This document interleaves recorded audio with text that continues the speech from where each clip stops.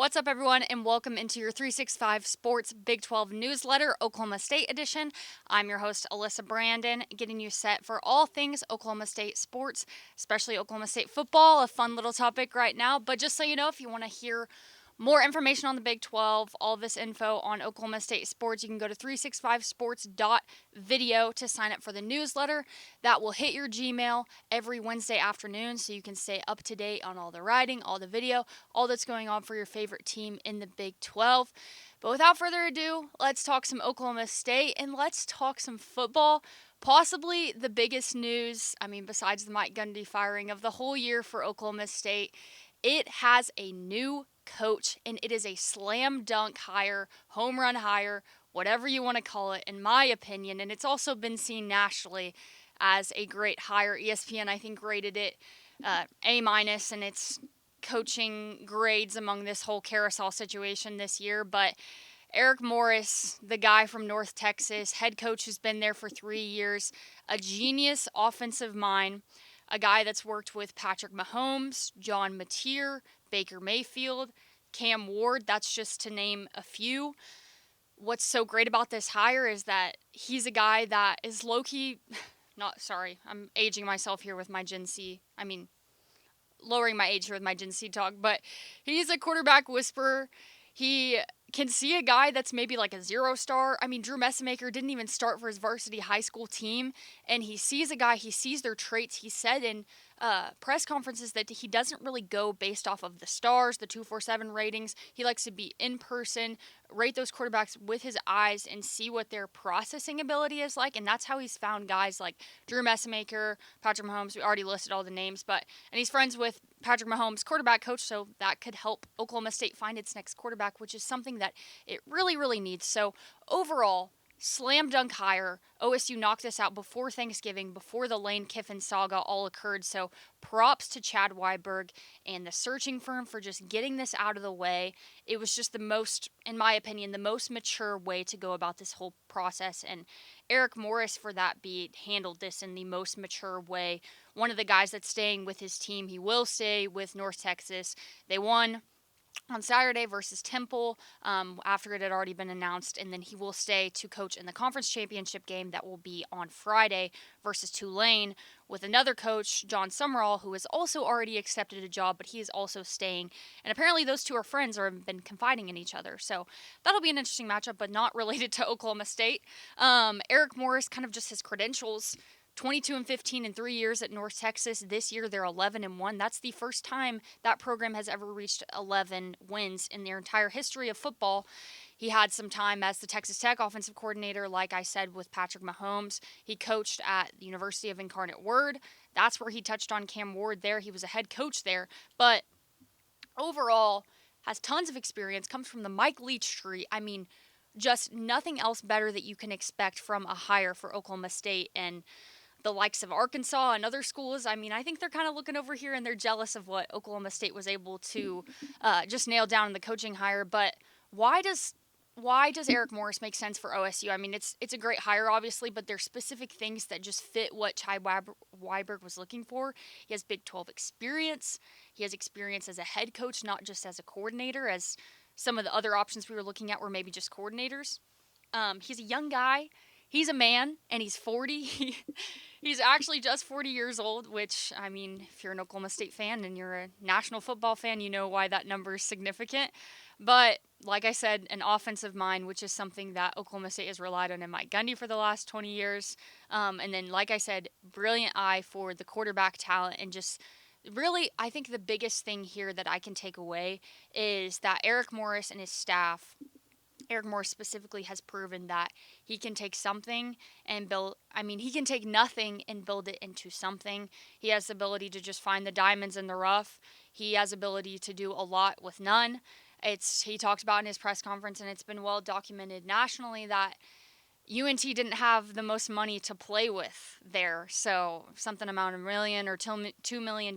So nothing compared to what Oklahoma State would have to play with here. It's been floated around that upwards of 15, 16, 17, 18 million that Oklahoma State has to play with its roster. So if he can make something out of what he did in North Texas with what those resources they have to offer, I can't even imagine what he can do at Oklahoma State, and especially just with all the resources that they're now going to have with that just region opening in North Texas. Obviously, Oklahoma State already has a large presence in North Texas, but it's going to be undeniable that it's going to be even bigger now. And one thing that's coming upon us, and by the time that you're watching this, it's National Early Signing Day on Wednesday, and that means that people are announcing their commitments. We've already seen from Oklahoma State that people are decommitting, which is something that maybe wasn't expected. But another important thing to note here is that Eric Morris has brought his GM over here, Raj Murti, as a 24-year-old GM. He was the GM with Eric Morris at UNT, and now it's been reported by Pokes Report and Scott Wright, I believe, that he arrived in Stillwater on Sunday. And obviously that would be to start putting this roster together, and it's apparently other personnel are there with him trying to put this roster together so that he can have a class ready by Wednesday. And I mean, really interesting that we've already seen some actually decommitments from Oklahoma State. So they've actually started to supposedly tell these commitments that were priorly committed to Oklahoma State, hey, we're going to go in a different direction. Ones that were committed when Mike Gundy was around. So it was a Barry Hill offensive lineman, Aiden Martin, tight end out of Lehigh, Utah, Brighton New, who was a really big prospect for Oklahoma State. But just a couple guys being announced that they're kind of being asked to reopen their commitment and look elsewhere. And that just shows me, that might be discouraging to some people. That shows me that Eric Morris and Raj Murti have a vision for what they want this program to look like. And in my opinion, that's a good thing because that means they're selective and they're going to go out and get the best guys that there are. And if we have to say goodbye to a couple of commits that we had prior, that's okay with me. Also, it seems that obviously it's a big deal to be taking on this challenge as you coach a team to try and make a college football playoff run, to try and get a bid. If they win on Friday, UNT, they could most likely be in the college football playoff. So it's kind of a battle of Eric Morris is working 2 full-time jobs right now. So, and he's talked about that. He talked about that, what that process could look like in his press conference on Monday, kind of battling those 2 jobs. And this is what he had to say. And so it's been a little bit tougher to sleep just with everything going through my head. But I haven't missed a beat in preparing this team.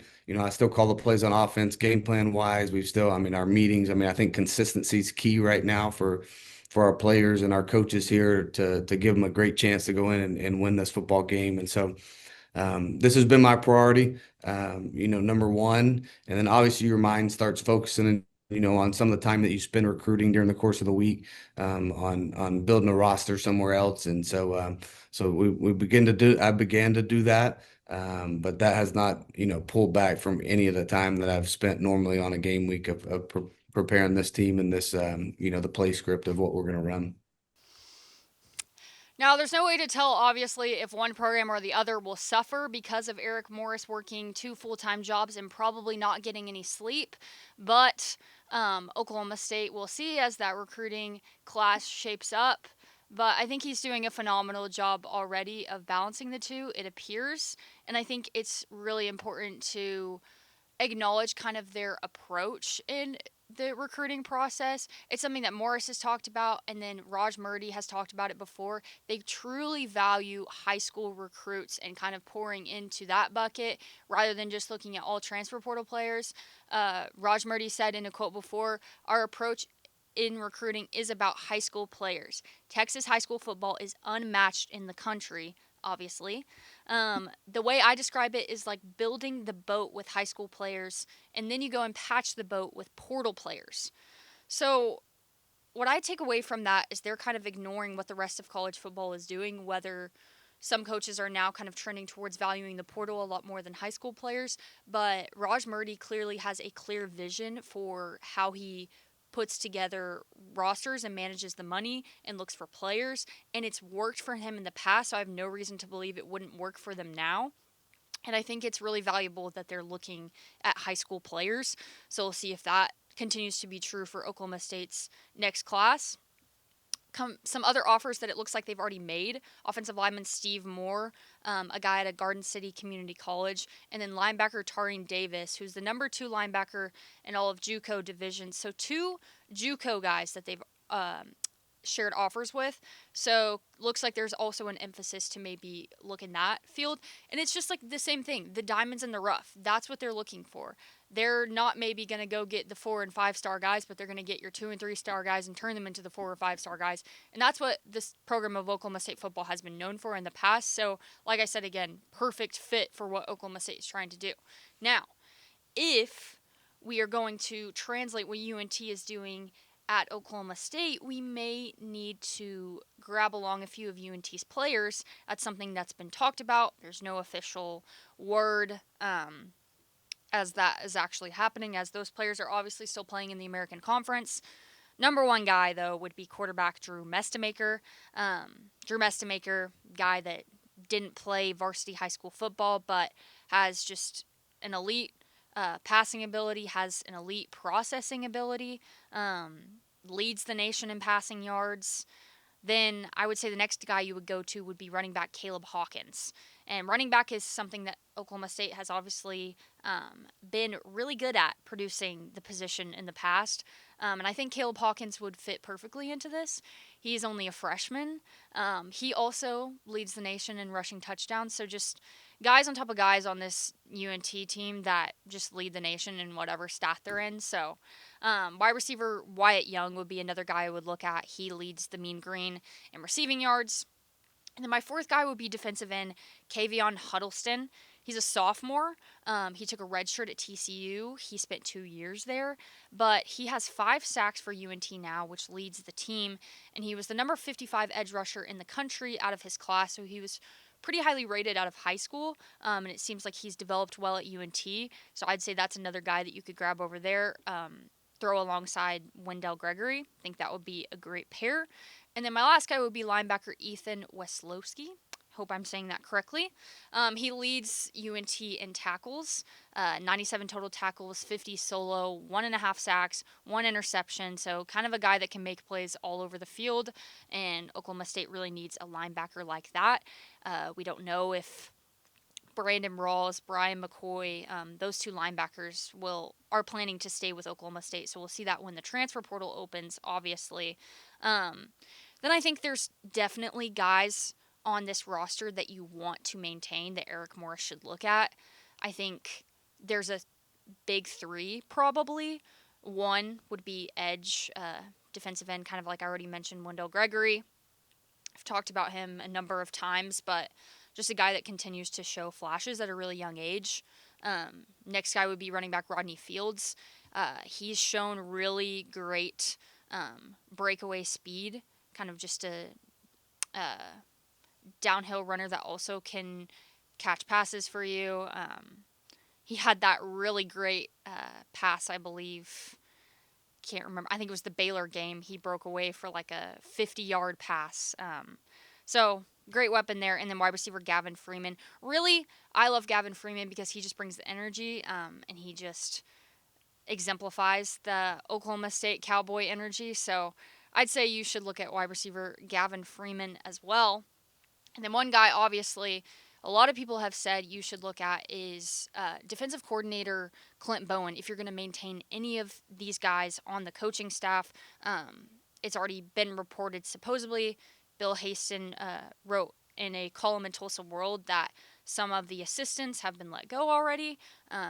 Don't know if that's true yet, but Clint Bowen just absolutely turned this defense around. A defense that was giving up, first 6 games, they gave up 42.3 points.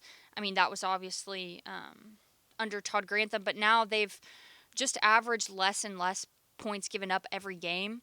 The loss versus Iowa State on Sunday was a 20-17 bout. Iowa State, a team that's been competitive, but now in those last 3 games on the defensive side of the ball, Clint Bowen has given up 17 points per game, and that comes after the bye week. So once he had the chance to kind of take a step back, look at things, reevaluate. He's really emphasized fundamentals with all these defensive players that Oklahoma State brought in the portal in past years. Now given up 17 points per game in those last 3 games, and that's a huge feat in the Big 12. So I would say it would be important to look at defensive coordinator Clint Bowen, guy that has a ton of experience, just a culture guy, a good guy. I think they should look at him. Speaking of coaches, interim head coach Doug Meacham spoke after the game, and he was kind of feeling a little bit sappy. This is what he had to say after that game versus Iowa State. I've enjoyed this team. We took a big team photo in the hotel today that I'll probably have on my wall just to remind me how special a lot of these guys were, to be able to continuously show up every week and fight when, a lot of kids nowadays probably would have just laid down. And pretty special to watch that, even though we didn't get the outcome. It would have been nice to have finished it up like that, but life's not a fairy tale. Life's reality, and the reality is we didn't do enough to win, and we didn't, but we definitely fought, and I appreciate those guys. I always will. Now, aside from football, Oklahoma State is thriving in other sports. In basketball specifically, Cowboy basketball is 7-0 for the first time since 2019. Steve Lutz continues to completely turn this team around. They look like a tournament team. They win even when they don't shoot the three-pointer well. They had that 86-81 win over Northwestern on Thanksgiving. Northwestern, a team that is pretty competitive, and they still were able to win by 5, although, like I said, not shooting incredibly well from 3. They're just able to have multiple playmakers for them. One night it's Victorious Miller, who's really just been a great shooter for them, and then Jalen Curry, the point guard, making plays for them. He had 18 points versus Northwestern. And then Anthony Roy absolutely came alive in the second half. And you love to see it from a shooter when they miss their first 5 shots and they continue to shoot the ball at the same rate. And Anthony Roy, the kind of guy that made them in the second half and made the difference for them. I just think this is a tournament team. They were kind of listed in the ESPN's latest bracketology as the first 4 out, but I think they'll continue to make progress with that. They're number 53 in the latest net rankings, and they received 2 top AP top 25 votes. So I think in the future, Oklahoma State could get into the top 25. They're deep at the guard position. They have consistent and fearless scorers. And then Parsifala is kind of just an underrated presence for them in the paint.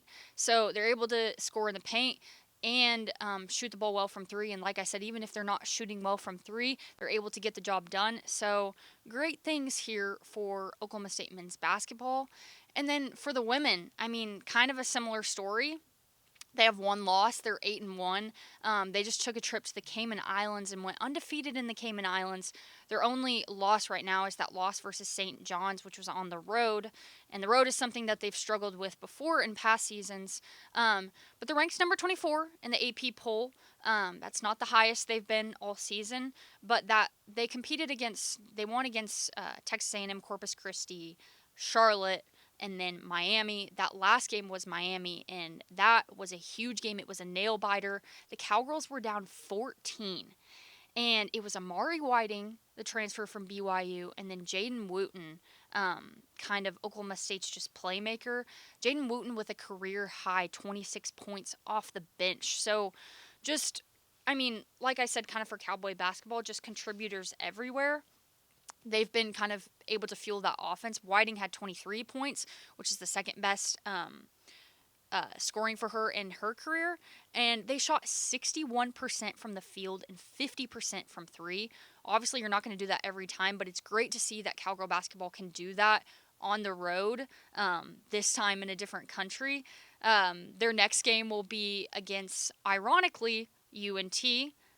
So I'll have to stop by and say hi to Eric Morris and get their greetings in to see him maybe this next week or the week after that. UNT women's basketball is 5-2. So kind of on the top end of the better competitors that they face in this non-conference slate. But like I said, Cowgirl basketball only played 1 game, obviously away, but are winless in that category, so they need to get a win on the road to kind of boost their confidence in that way. But other than that, this is a great team, and another team that this team has a really high chance of making a strong run in the tournament. I think they were listed as like the sixth seed in the latest kind of bracketology there. So, really high potential for this team. But that is all I have on all things sports for Oklahoma State. You can continue to subscribe to the newsletter, see these videos every Wednesday afternoon, and also see some articles as well. But just get all your things you need at 365sports.video so you can sign up for that newsletter. That is all I have right now, but I will see you next week.